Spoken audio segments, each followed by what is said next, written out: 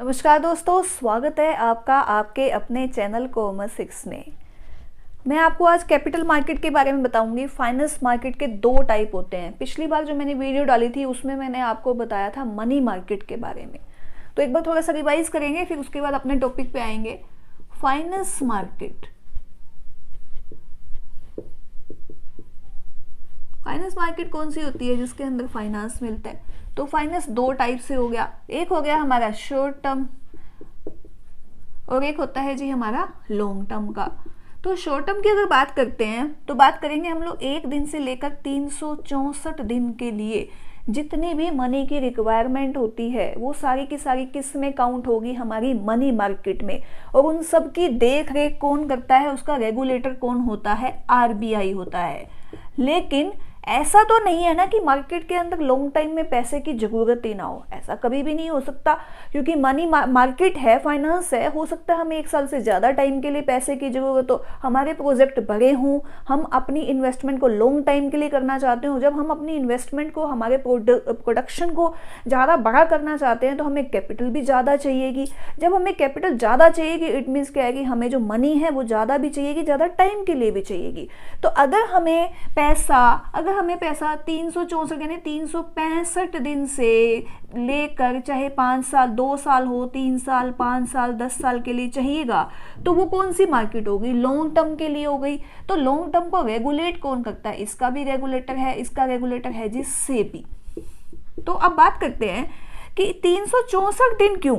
365 दिन तो एक साल के अंदर पूरे ही होते हैं, तो हम इसको 364 दिन काउंट क्यों करते हैं? तो देखिएगा, अगर 364 दिन के लिए हमने पेमेंट ली, 364 दिन के लिए, और उसके बाद जब हम उसकी पेमेंट करेंगे तो 365 दिन हो जाएंगे, और दोबारा से जब इन्वेस्टमेंट होगी तो फिर 1 साल से ऊपर हो जाएगा। इसीलिए हम लोग इसको 364 दिन ही मानते हैं। 365 दिन से लेकर आगे जितनी भी इन्वेस्टमेंट होगी वो सारी की सारी किस में आ जाएगी? हमारी लॉन्ग टर्म में।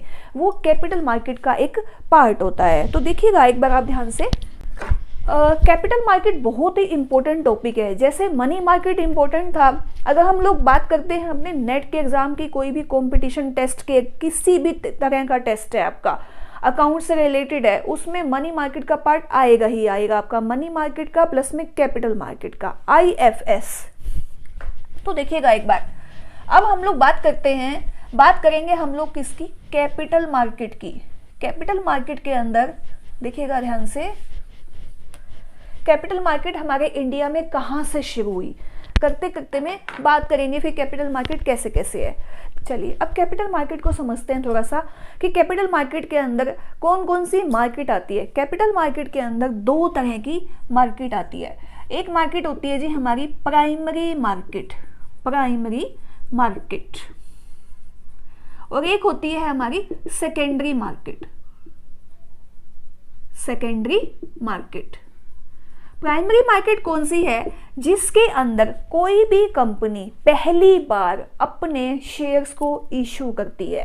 पहली बार जब इंट्रोडक्शन की जाती है, इंट्रोड्यूस किया जाता है पैसे को, कि मनी जब कैपिटल रेज की जाती है, तो पहली बार जब मार्केट के अंदर IPO निकलता है, IPO वगैरह में सब कुछ आपको फुल डिटेल में बताऊंगी, पहले सिर्फ एक बार इस मार्केट को समझते जाइएगा। तो उसको क्या बोला जाता है? जब पहली बार मार्केट में IPO निकलता है तो वो कौन सी मार्केट है? Primary market. पहली बार जब ये IPO निकलने के बाद, जब पहली बार कोई शेयर निकलने के बाद वो दूसरी बार मार्केट के अंदर आएगा तो वो कौन सा हो जाएगा जी? Secondary market. यानी पहली बार कोई भी शेयर अगर मार्केट के अंदर आता है, शेयर है चाहे कोई डिबेंचर है, वो सब के सब किस में आ जाएंगे? फिर दूसरी बार में सेकेंडरी मार्केट में। तो क्वेश्चन आ जाए कि पहली बार जिस बाजार में शेयर का विक्रय किया जाता है तो उसको क्या बोलेंगे हम लोग? उसको बोलेंगे हम लोग क्या? Primary market. और दूसरी बार उसके बाद पुनः जब बार बार स्टेप बाय स्टेप सेल हो रहा है, फिर परचेज हो रहा है, फिर सेल हो रहा है, फिर परचेज हो रहा है, तो वो कौन सी मार्केट हो गई? सेकेंडरी मार्केट हो गई।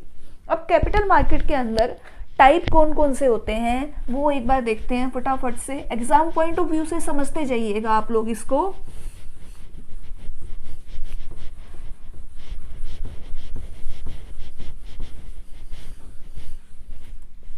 कंपनी है, कंपनी को फंड रेज करने हैं। एक कंपनी है,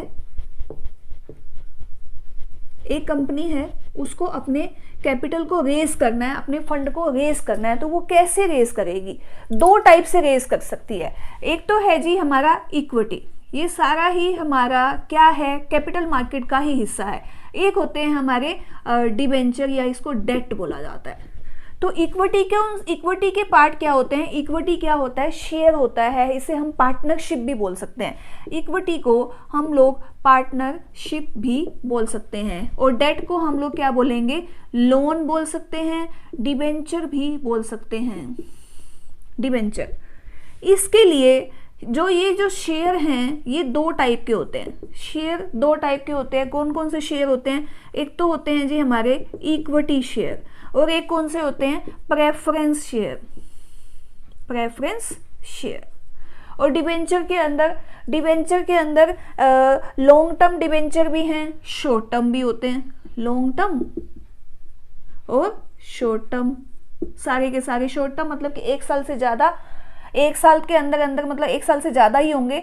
और ये लॉन्ग टर्म के काफी लॉन्ग टाइम के होते हैं, जैसे 10 साल के हो गए, 15 साल के हो गए, कन्वर्टेबल हैं, लोन कन्वर्टेबल है, वो सारा बताऊंगी मैं आपको। तो इक्विटी और प्रेफरेंस।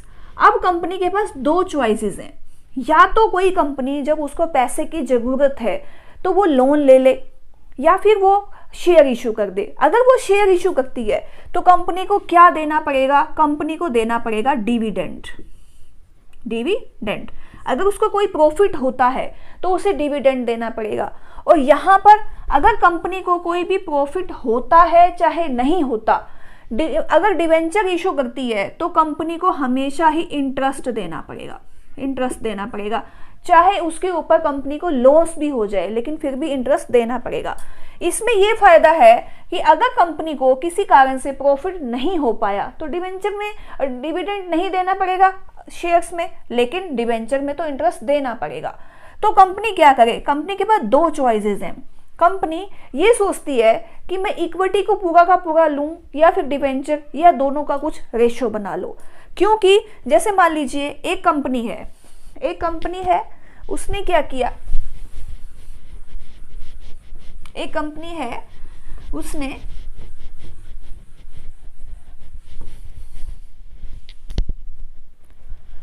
$600 करोड़ की उसकी कैपिटल है।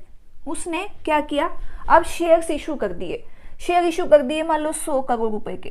तो 100 करोड़ के जो शेयर हैं, ये 600 करोड़ की तो कंपनी की खुद की पूंजी है, और जो 100 करोड़ की है वो उसकी पार्टनर्स की होगी। 100 करोड़ के ऊपर अगर मान लो प्रॉफिट होता है 100 रुपए का, तो 60 रुपए, जो कितना हो गया ये 600, और ये 6:1 के अंदर डिवाइड हो जाएगा। ये इस तरह से मान लो 700 रुपए का प्रॉफिट होता है तो 600 करोड़ और 600 और 100 में डिवाइड हो जाएगा, ऐसे। तो यानी कि क्या है कि जितना भी प्रॉफिट होगा वो एज पर कैपिटल शेयर के अकॉर्डिंग शेयर होल्डर को डिवाइड हो जाएगा। तो जितने भी शेयर हैं वो कंपनी के कितने हो जाएंगे? शेयर होल्डर, वो एक किस्म से उनके पार्टनर्स हो जाएंगे। अब बात करेंगे, मान लो 600 करोड़ रुपए की पूंजी है, तो हो सकता है 100 करोड़ रुपए वो क्या करे? डिबेंचर ले ले, डिबेंचर लोन से उठा ले।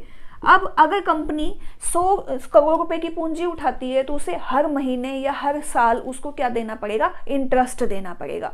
तो इस तरह से ये किसी भी तरह से कैपिटल को रेज कर सकती हैं। दोनों ही कैपिटल मार्केट का ही हिस्सा है, चाहे तो इक्विटी से कर ले, चाहे वो डिबेंचर से कर ले। अब प्रेफरेंस और जो हमारे इक्विटी शेयर हैं उसको एक बार देख लेते हैं थोड़ा सा कि उसका क्या रहेगा फंडा।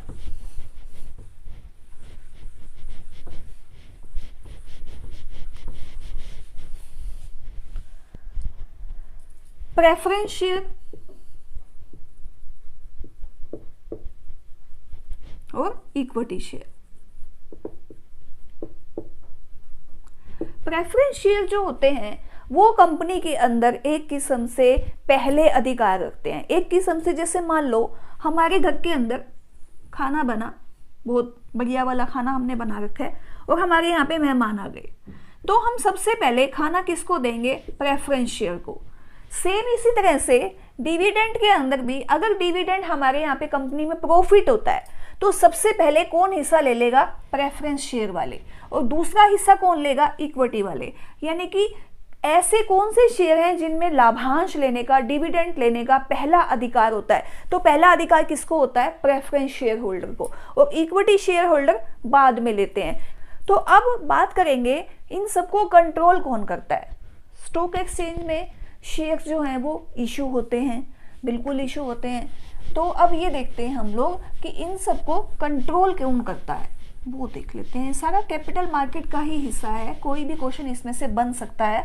मैं बताऊंगी आपको बाद में कि कैसे कैसे क्वेश्चन बन जाते हैं। कैपिटल मार्केट को डील कौन करता है? कैपिटल मार्केट को रेगुलेट कौन करता है? तो कैपिटल मार्केट को रेगुलेट करता है SEBI, security and exchange board of India. Security and exchange board of India, बात करेंगे इसकी। इससे पहले हमारे इंडिया के अंदर कैसे कैसे ग्रोथ हुई। हम बीएसई जो हमारा बॉम्बे स्टॉक एक्सचेंज है वो सबसे पुराना स्टॉक एक्सचेंज है, 1875 के अंदर आया। फिर उसके बाद हमारा नेशनल स्टॉक एक्सचेंज भी आया था, हमारा 1992 और 1993 के बीच में आया था। फिर बात करेंगे हम लोग उससे पहले 1991 की। 1991 के अंदर हमारे यहाँ पे एलपीजी आया। एलपीजी मनमोहन सिंह जी लेके आए थे, लिबरलाइजेशन, प्राइवेटाइजेशन और ग्लोबलाइजेशन।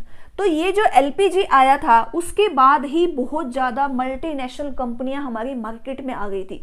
कैपिटल मार्केट को काफ़ी ज़्यादा उठाव मिला था इसी से ही।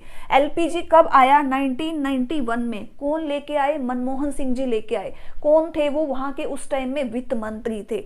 तो बैंकों का भी काफ़ी विकास हुआ। उससे पहले अगर बात करेंगे मार्केट की तो 1955 के अंदर एसबीआई नेशनलाइज हो गया।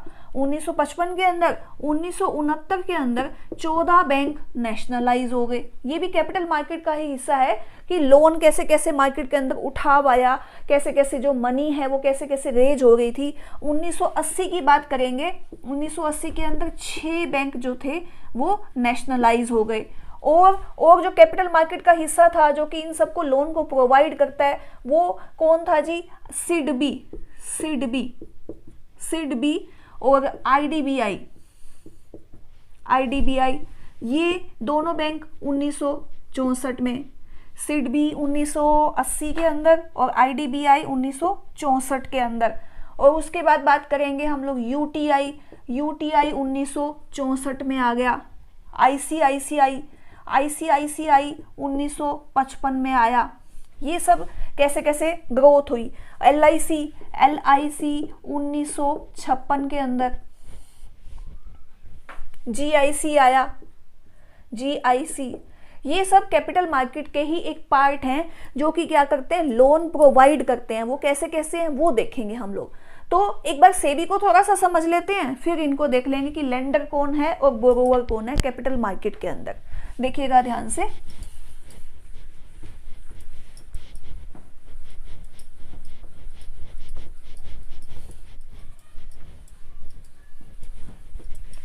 कैपिटल मार्केट के अंदर बूम 2 पॉइंटों से और भी आया था।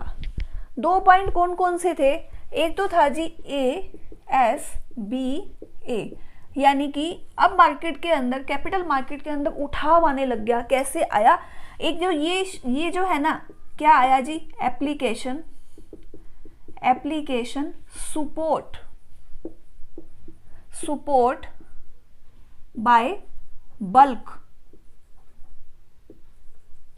बल्क्ड अमाउंट।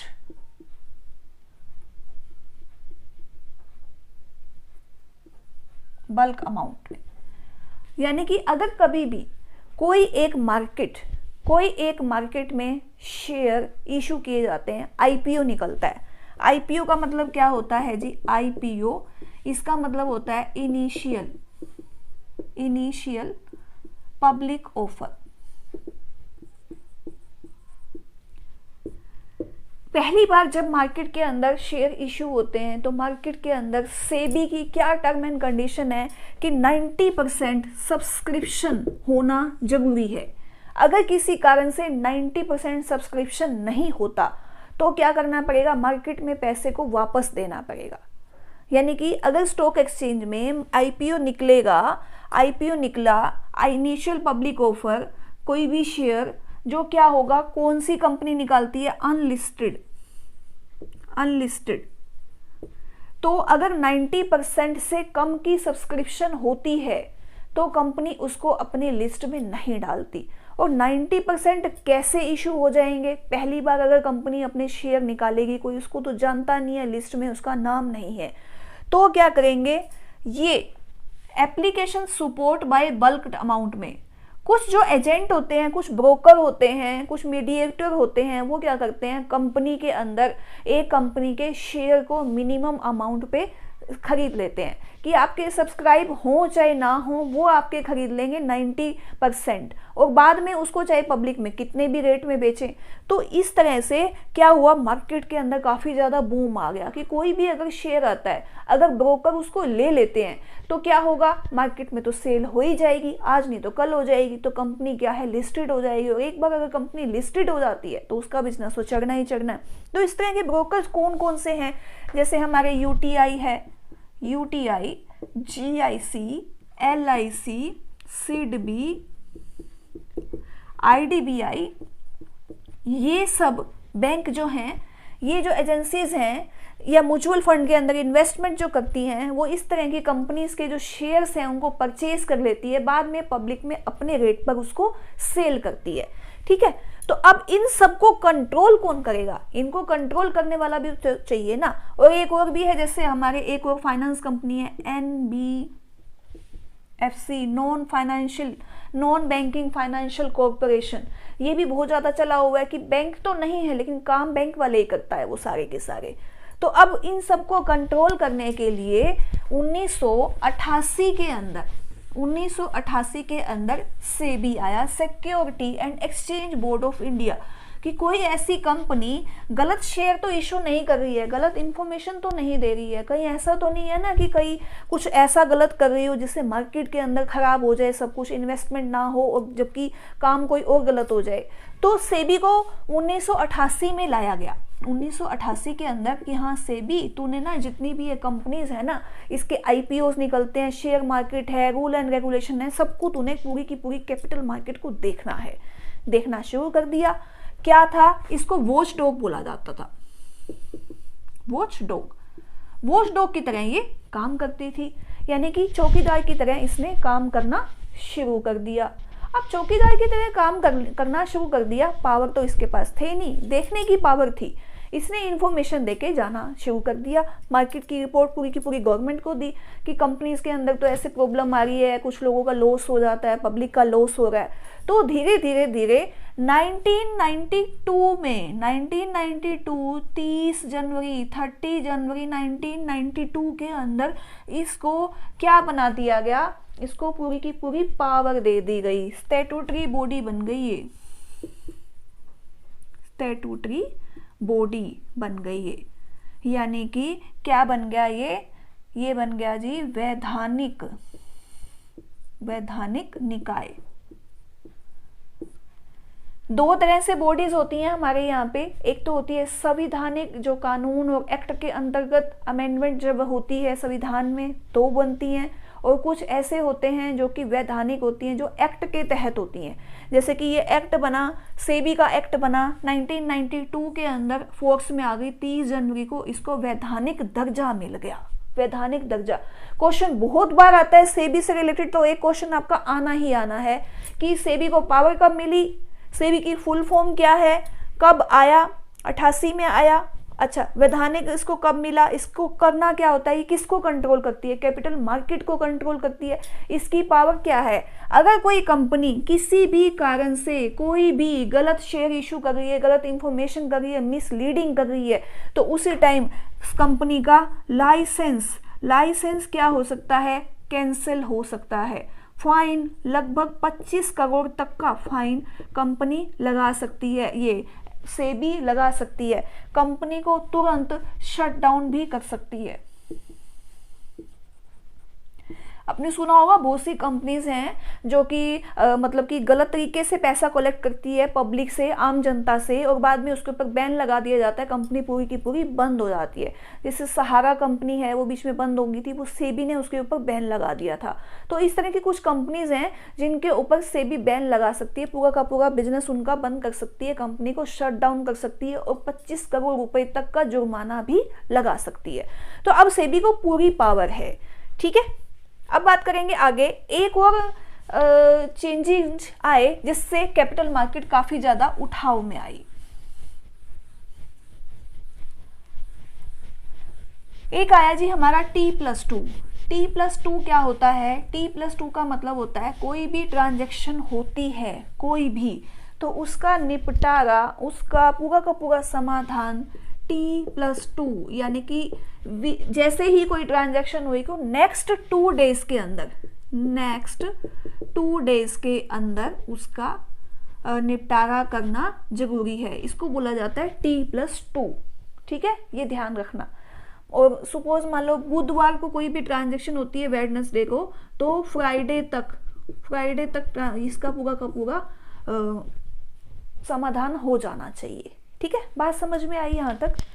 अब देख लेते हैं कि बात तो हो गई कि भी समझ में आ गया कि लंबे टाइम के जो लोन हैं वो देने होते हैं, लंबे टाइम के लिए लोन लेता कौन है, लोन देता कौन है, और मीडियोकर कौन है, मीडिएटर कौन है। 3 पक्ष होते हैं इसके, देखिएगा ध्यान से।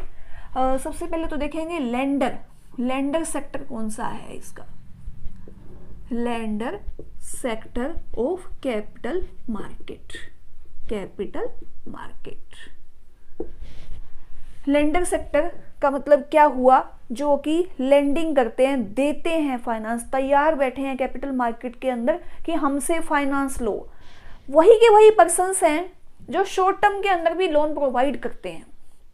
ट्रेजरी बिल है, जैसे मैंने आपको बताया था, कॉल मनी है, नोटिस मनी है, उसके अंदर भी यही लेंडर है, और जो कैपिटल मार्केट है उसके अंदर भी लेंडर यही है। प्रोसीजर भी सेम का सेम है, लेकिन बस फर्क इतना है कि लॉन्ग टाइम के लिए और शॉर्ट टाइम के लिए। अगर लॉन्ग टाइम के लिए लोन लिया जाता है तो कैपिटल मार्केट, शॉर्ट टर्म के लिए लोन लिया जाता है तो मनी मार्केट। देखिएगा, लेंडर है जी SIDBI, UTI unit trust of India, LIC life insurance corporation, GIC general insurance corporation, NBFC यानी कि non banking finance corporation, SIDBI small industry development bank India, UTI unit trust of India, LIC life insurance corporation, GIC general insurance corporation, NBFC non banking finance corporation. मैं लिख देती हूं एक बार, small industry development bank of India, ये हो गया जी हमारा सिडबी। उसके बाद है यूटीआई, ये हमारा 1980 में आया था, यूटीआई 1964 के अंदर आया। यूनिट म्यूचुअल फंड के अंदर सबसे बड़ा नाम है इसका यूनिट ट्रस्ट ऑफ इंडिया। एक आपने रेलिगियर का नाम भी सुना होगा, म्यूचुअल फंड के अंदर है ये भी। एलआईसी लाइफ इंश्योरेंस कॉर्पोरेशन 1956 के अंदर आया। और जीआईसी जर्नल इंश्योरेंस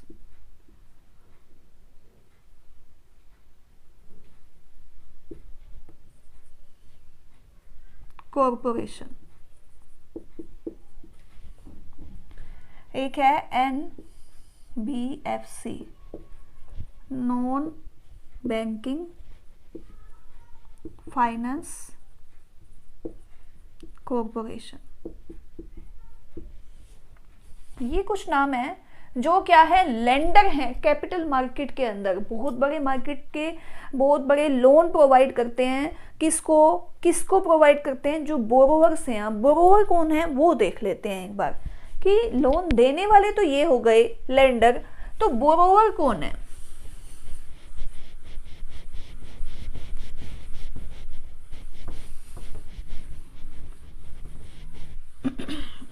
बोरोवर देखिए एक बार आप,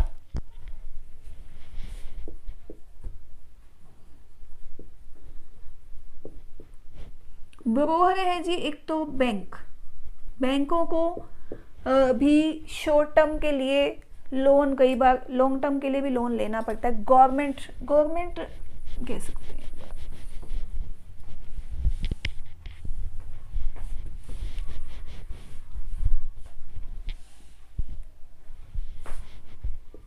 बोरोवर है जी गवर्नमेंट। एक तो गवर्नमेंट कैसे है, देखिएगा कि गवर्नमेंट को बहुत बड़े बड़े प्रोजेक्ट जब चलाने पड़ते हैं तो उनको भी कई बार जब फंडिंग की जरूरत पड़ती है, जैसे जो रेलवे के प्रोजेक्ट हैं, रोड बनाने के प्रोजेक्ट हैं, बड़ी बड़ी ऐसे प्रोजेक्ट्स होते हैं जिनके अंदर गवर्नमेंट को भी फंडिंग की जरूरत पड़ती है, तो वो भी इन्हीं से लेती है। और कौन से हो गए? Corporate sector. कॉर्पोरेट सेक्टर के अंदर बड़ी बड़ी कंपनीज जो होती हैं, कंपनी बड़ी बड़ी जो फंड रेस करने के लिए कैपिटल मार्केट के अंदर आती हैं। कैसे कैसे? एक तो इक्विटी और एक कौन सा? डेट लेने के लिए। फिर है जी हमारे इंटरमीडिएटर, ये तो हो गए कौन? बोरोवर, गवर्नमेंट और कॉर्पोरेट सेक्टर।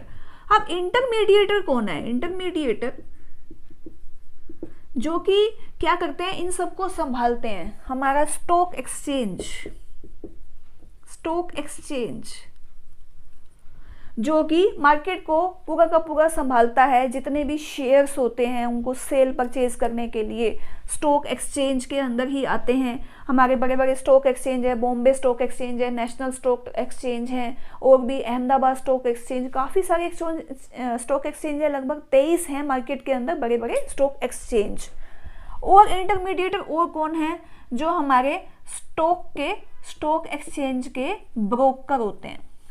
ब्रोकर ये क्या करते हैं? ये एक बल्क के अंदर शेयर्स परचेज कर लेते हैं पहले, और धीरे धीरे फिर पब्लिक को एज पर डिमांड, उनको जब प्रॉफिट होता है तो उनको सेल कर देते हैं। कई बार जैसे मंदी चल रही होती है तो खरीद लेते हैं, फिर तेजी पे बेच देते हैं।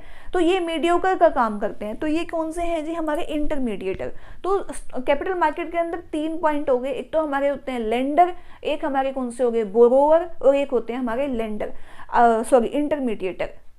तो उम्मीद करते हो मेरी टॉपिक आपको समझ में आएगा। फटाफट से रिवाइज कर लेते हैं। फिर अगला जो टॉपिक है इससे रिलेटेड कैसे होता है, आईपीओ क्या होता है, राइडिंग इशू क्या होता है, एफपीओ क्या होता है, वो सब कुछ मैं आपको अगले पॉइंट में करवाऊंगी। एडीआर, जीडीआर वगैरह क्या होता है, वो पूरी की पूरी डिटेल जो कैपिटल मार्केट का हिस्सा है। तो एक बार उसको रिवाइज कर लेते हैं। देखिएगा, कैपिटल मार्केट कौन सी मार्केट? एक ऐसी मार्केट जिसके अंदर लॉन्ग टाइम के लिए फंडिंग रेज की जाती है, पैसे को उठाया जाता है और पैसे का लेन देन होता है, वो क्या है? Capital market.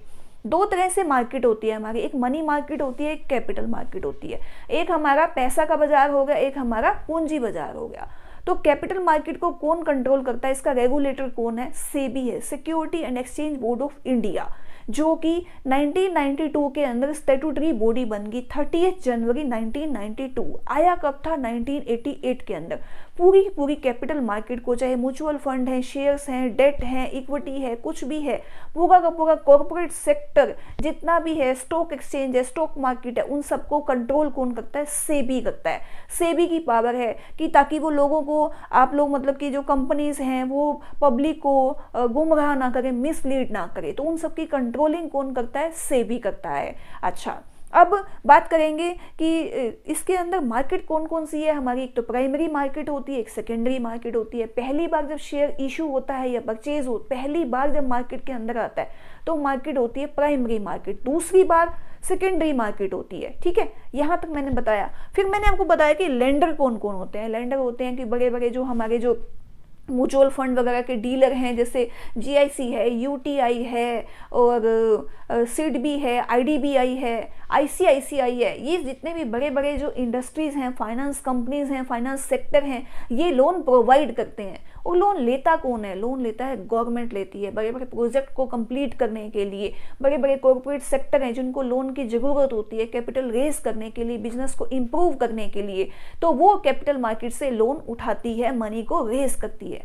तो इसका काम क्या है? मनी मोबिलाइजेशन का इसका मेन काम होता है कि जो मार्केट के अंदर फंडिंग चलती रहे, टर्नओवर चलता रहे, सर्कुलेशन चलता रहे, ताकि मार्केट के अंदर बिजनेस ना रुके। बिजनेस जो है वो नहीं रुकना चाहिए, प्रोडक्शन नहीं रुकनी चाहिए। पूरा का पूरा मार्केट के अंदर इसका रोल है, पूरा पूरा होल्ड किसका होता है? कैपिटल मार्केट का होता है। तो ये कुछ पॉइंट्स हैं जो मैंने बताया। अभी जो जितना टॉपिक रह गया, कैसे कैसे क्या सिस्टम होता है, कैसे इसको इशू किया जाता है, क्या है, अगर शेयर इशू पूरे नहीं हुए तो क्या होगा, इशू हो गई तो क्या होगा, वो पूरा प्रोसीजर मैं आपको अगले टॉपिक में करवाऊंगी। उम्मीद करती हूँ मेरी ये वीडियो आपको पसंद आएगी। अगर आपको पसंद आ रही है तो आप लाइक कीजिए, शेयर कीजिए, कमेंट कीजिए। अगर आपने चैनल को अभी तक भी सब्सक्राइब नहीं किया तो चैनल को सब्सक्राइब कीजिए। Thank you.